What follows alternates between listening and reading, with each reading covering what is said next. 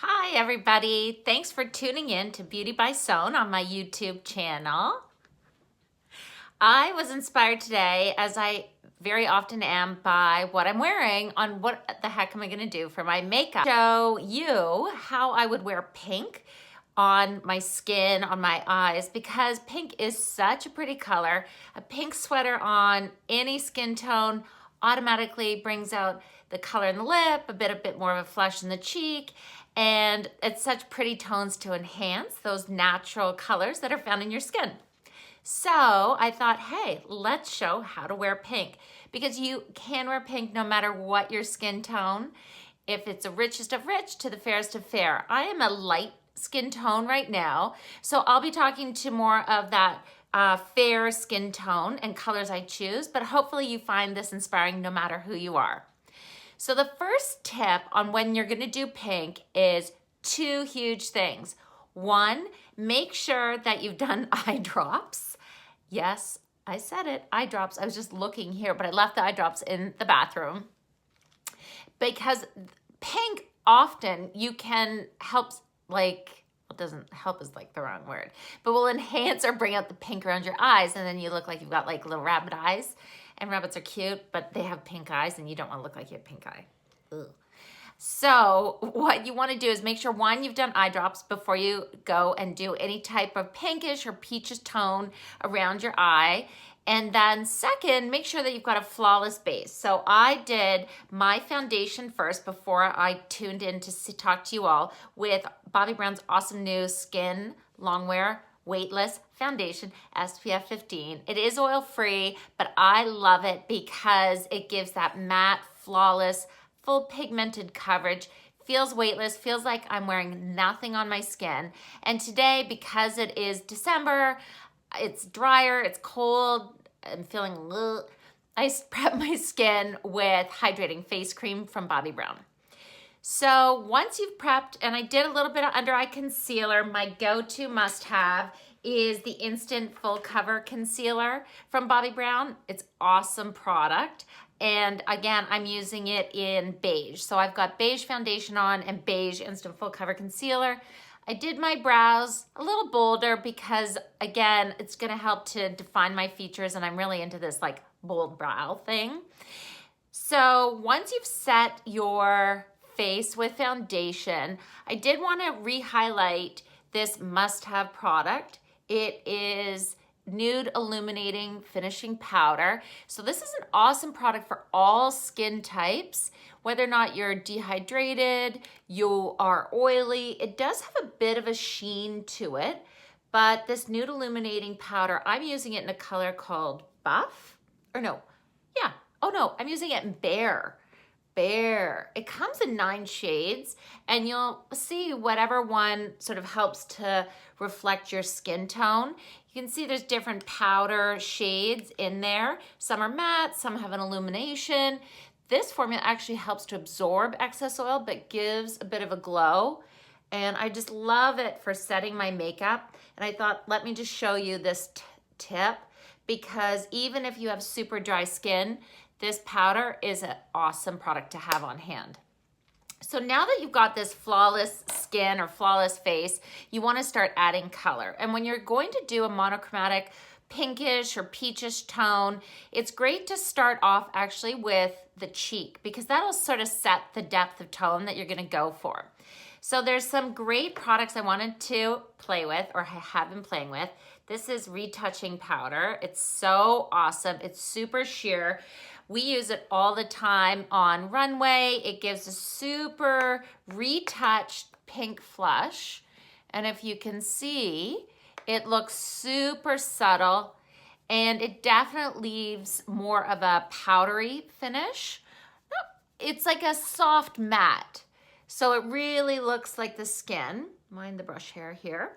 You know when your brushes are starting to shed that it might be time to get new ones. So I am asking the Bobbi Brown Santa Closet for some new brushes for the new year.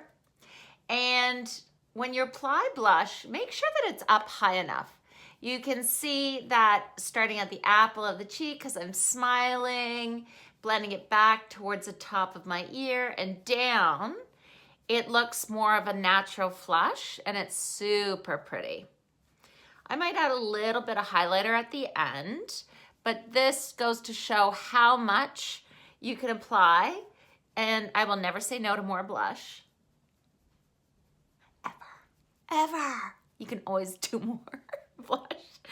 Make sure that it's a soft tone. So you know you love blush and you are heavier handed, choose a softer blush tone. So one of my favorites is this color. It is called Desert Pink. If you know you're a heavier blush girl, then something like pale pink might be great for you just for nighttime. If you feel really washed out, you're super tired, you're going for a pinkish tone, grab a little bit of this pale pink. It's number 9, Bobbi Brown. It is a top seller. I think because it works on so many different skin tones. So super rich chestnut skin tones can wear pale pink, and the fairest of fair can wear this color as well, because you can see how blue pink it is. It really does work. I might pop a little bit on the end just cause. So then next thing I'm gonna do is I'm gonna add a little bit of that pinkish tone. I've gone for my cheeks, I'm gonna go into my lip. Amazing color. If you have sort of a paler lip and you want to keep it pale but add a little bit of pink, is, see, I just touched my hair. I touch my hair like all the time. It's fine because I'm doing my own makeup, but for all of you makeup artists out there who are watching, don't touch your client's hair when you're doing their makeup. Okay, so this is Bobbi Brown lipstick and it's number 21. It's pale pink and it's in the original formula. I adore this color because it is a warm pink that has a lot of white in it. So you can see it looks super pretty on the lips. It adds enough pink, but again, it doesn't go too brown, too orange, and it's not too rich. So it's keeping more of that soft, pale pink tones going from my cheek into my lip. And that's it. I might go into a little lip liner, a little lip gloss, because you know, gloss is all the rage. Gloss is coming back. You heard it here. Next, I'm gonna go into my eye area. And this is where I'm gonna tell you a few tips. When you're working with pinks, when you're working with peaches, any type of warm tone around the eye, I'm gonna tell you one thing. Is you want to, yes, I've done eye drops, but that too, we're actually going to bring into our pink tone a ton of mascara and a ton of eyeliner because you want to make sure that there's that definition. So I was inspired from my dear friend Eduardo to use a little bit of this golden pink Longwear cream shadow as my eye base. And it's super sheer, it's super pretty, and it adds a little touch of a glow. So for all of you out there who are like, no, I can't do shimmer, I want you to try this golden pink Longwear cream shadow stick. It is super wearable, creamy, blendable, and you can see the shimmer isn't really shimmer. It's a soft sheen, you know, that reflects light. So I love doing this as a bit of a base before I go into any pure pink shadows. I love having a nice canvas on my eyelid. Next, I'm going to actually go and we're going to use a little bit of my blush toned color. That's my favorite, and this is Desert Rose. I'm taking the angled eyeshadow brush and I am just going to blend this shadow color into the crease. And you can see that that pinkish tone is blending onto the lid and then into the crease. So super pretty. And remember, I do have a little bit of that face powder on my eyelid first. So you're seeing a little bit of that brightness on the brow bone. Huge tip, please, please always make sure that your brow bone color is the lightest skin on your face when you're doing your makeup. You don't want to have your under eye too bright. You want to have your brow bone be the lightest skin. So again, I'm using this angled eyeshadow brush from Bobbi Brown and I'm blending the color into the crease. This is this Desert Rose blush and blending it onto the lid so it looks diffused.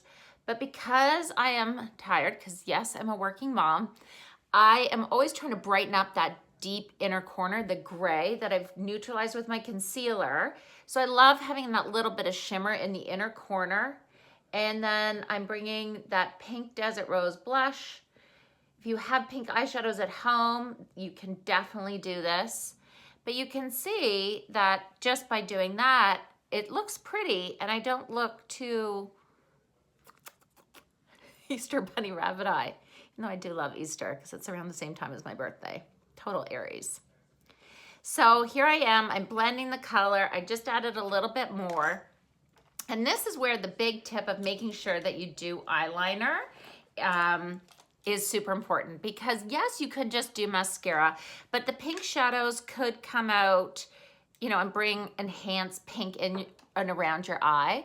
So a tip that I love to teach clients is I just take a little bit of eyeliner and go into the waterline. I am using black because I wanted to have that super crisp differentiation.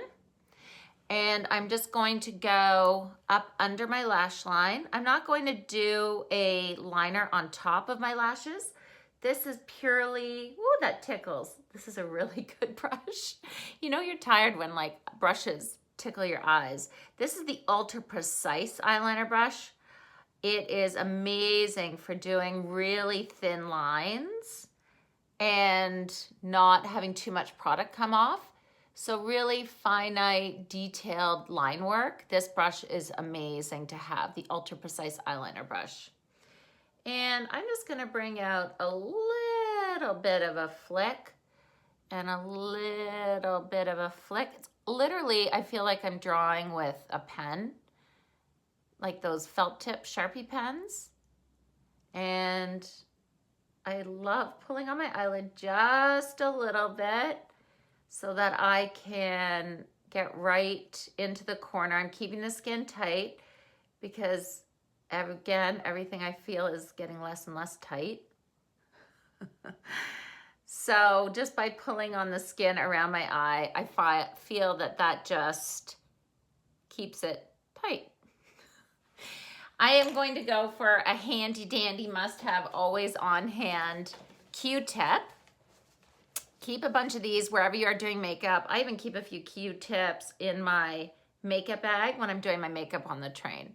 And I'm just taking the Q-tip into the waterline here and bringing it along the edge of my little wing, tapping, and pulling back so that when I look in the mirror, I can see that there's pink shadow still showing with my eyes wide open. And I feel that when you pull back and you look at yourself, you want to see shadow above the crease. If your eyeshadow or that pink tone that we worked so hard to create isn't showing because it's lost in your crease, then bring the brush back out with the blush or your pink eyeshadow, look at yourself in the mirror and blend back and forth, back and forth. And then we're gonna finish up with mascara. I'm going with Eye Opening Mascara from Bobbi Brown because I want dramatic lashes. I have been growing my lashes, thank you very much, with Latisse, which is a product that you can get from your doctor through prescription. And it's great for all of you out there who feel that you could have more lashes and you just can't get them there. And you can see, wow, the difference. Do you see?